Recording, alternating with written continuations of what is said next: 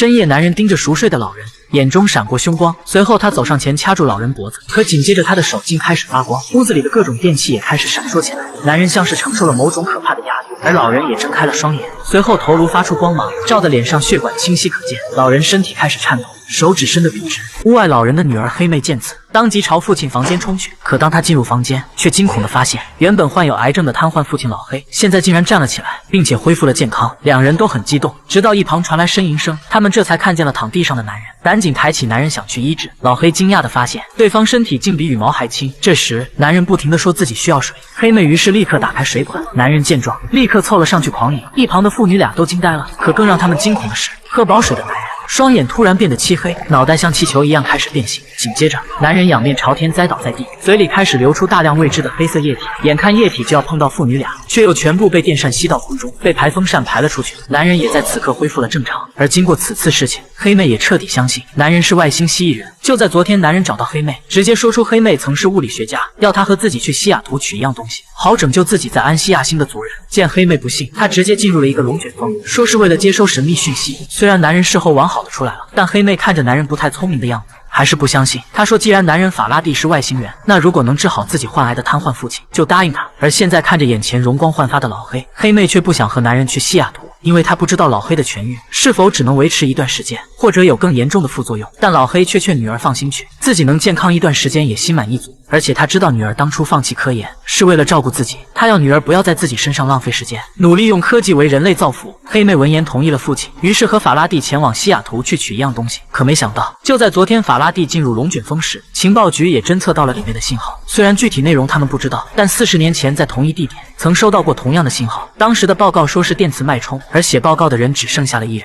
胖姐要白哥出发，看看能从对方口中套出什么。白哥立刻行动，来到对方的住址，可还没看见人，他就被打晕了。等醒来时，发现自己已经被一个老头绑了起来。老头熟练地取出了他眼中的隐形眼镜和他腿里的追踪器。白哥表示自己只是来询问龙卷风信号，可没想到老头竟瞬间暴怒，说白哥肯定就是为了胶片才来的。他很后悔当初帮情报局做事，还挖出了对方眼睛，把对方逼疯。白哥问对方是谁，可老头不仅不说，还直接开枪将自己爆头，宁愿死也不想说出这个秘密。但所幸白哥在他家找到了一个视频，里面是一个人被抓起来做研究，而白哥也终于明白了前因后果。原来40年前，一个叫牛顿的外星人来到地球，用领先世界100年的10项科技，在西雅图建立了一家叫元婴的科技公司。但很快他的公司被接管，牛顿本人也神奇消失。但其实他是被抓了。审讯期间，牛顿透露了最后一项科技，这项科技或许能改变世界。白哥推测龙卷风里的讯号可能表明又有外星人来到了地球，他要去找到对方并带回来做研究。